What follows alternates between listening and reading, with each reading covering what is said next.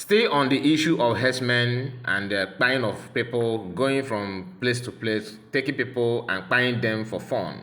That is ravaging every corner of Nigeria these days, and Biafrans are not, exempted. So we are going to listen to, lamentation of one of the people who actually believed that PM Simon Ekpa had been the problem of insecurity in the southeast.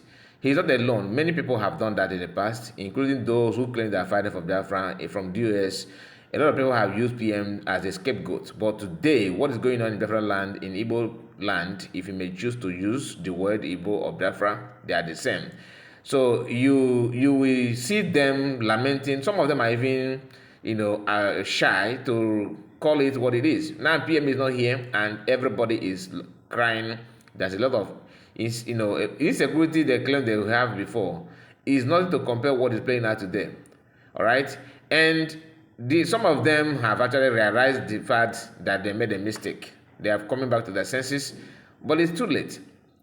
Why are we using our own hands to tie ourselves down?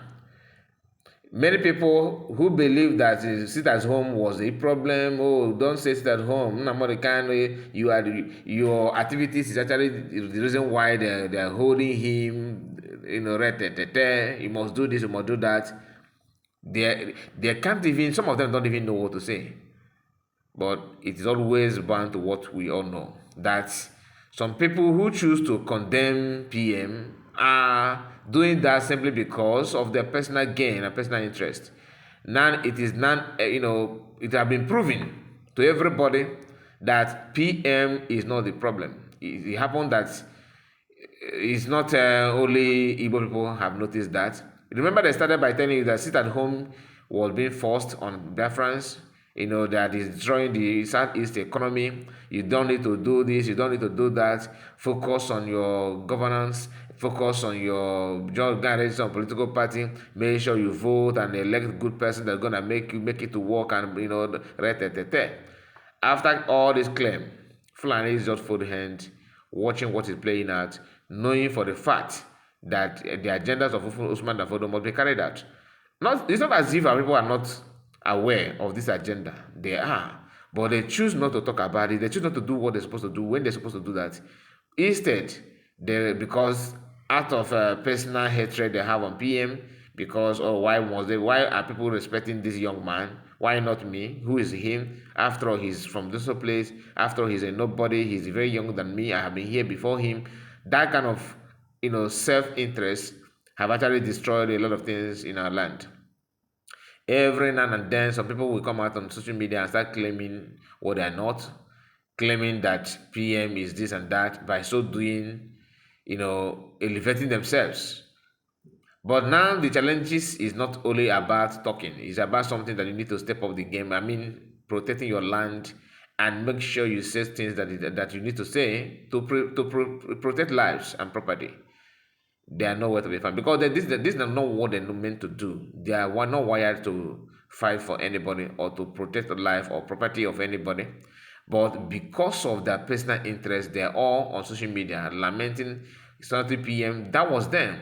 Many of them hosted it. So I remember when there's this TV station that always have money show against PM. And they were doing that today. They are not talking about insecurity. Even a mega gift and people like them, they have come to the realization that it's not about PM. This is something that is facing everybody, and nothing is being done by government. Even government is struggling, and they are all panicking. That's why you see a governor of a state telling his people, "Don't revenge, don't fight against Fulani because he's trying to protect his own office."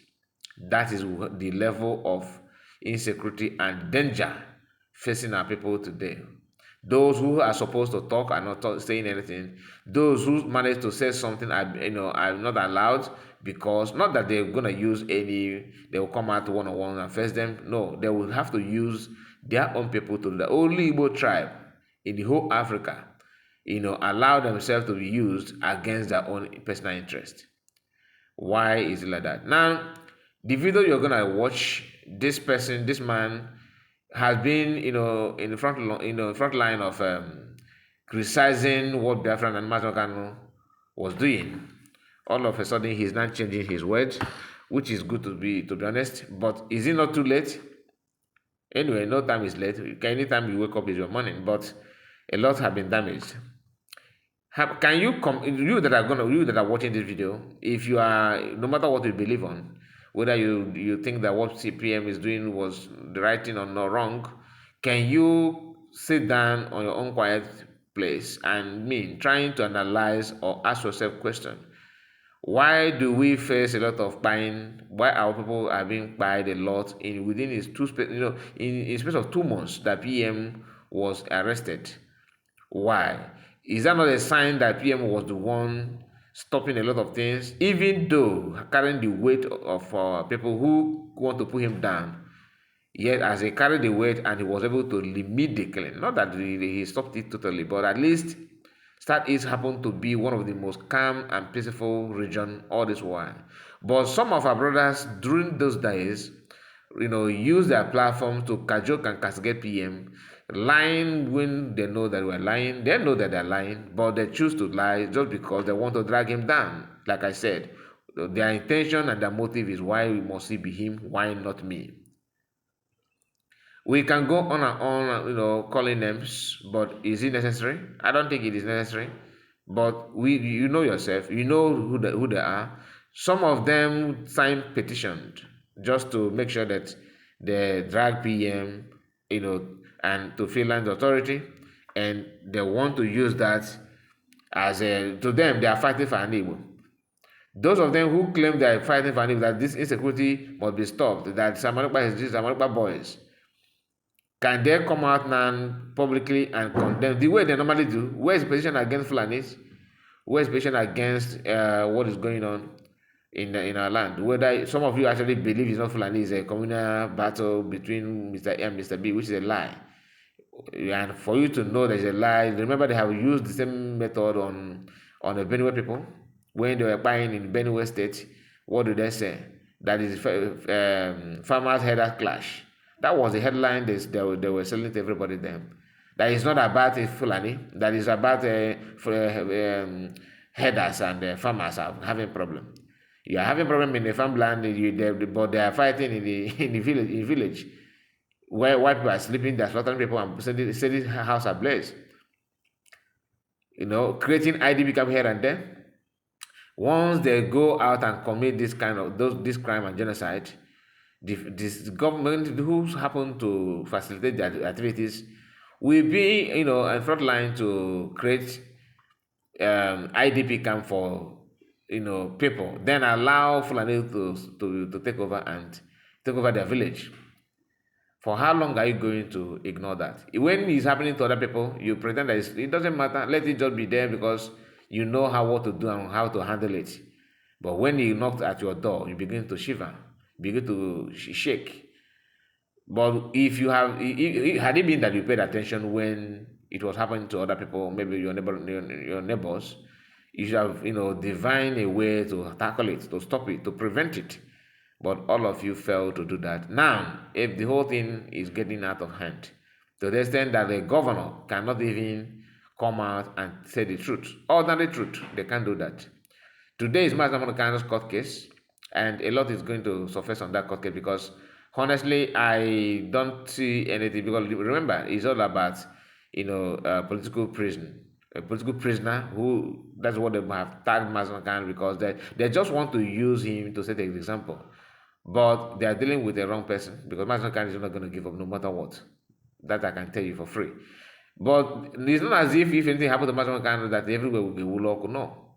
Because I don't see the level of people that we have today. Igbos, we have a lot of blind people, blind leaders, people who don't have any vision, people who don't have anything to offer other than to reach themselves, and Fulani understand that very, very well. Fulanis are a very good student of Britain, and they are playing their game, their effort, they are doing everything the way they're supposed to do it just to bring you down.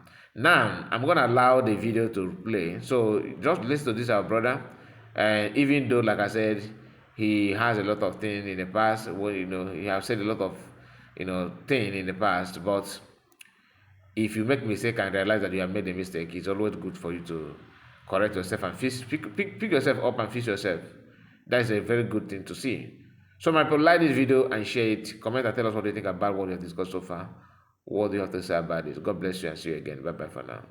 I remember these same people went to Ghana to mess up. The Ghana government chased them out. But in Nigeria, they have been welcomed and pampered. I will blame Dave Umahi. This thing started under him. When he was trying to be a good boy to Buhari, that was when this thing started. We all saw it. They were giving him money, trying to make him look like he's a good man in the southeast. Deliberately, Buhari was funding Dave Umahi that time. And because of that, Dave Umahi looked the other way while Fulanis were taking over Ebonyi. I said it somewhere. I said it that this thing that Dave Umahi is doing, it will boomerang one day. Because these people, they are never good neighbors. They have never been. The moment they come into your neighborhood, just wait. It's a matter of time when they settle down. The next thing, they start killing. So the government, and I said the federal government, must make a statement to these people. They must be warned that they don't have the monopoly of violence. The federal government must speak to these people. It's way too many. Too many.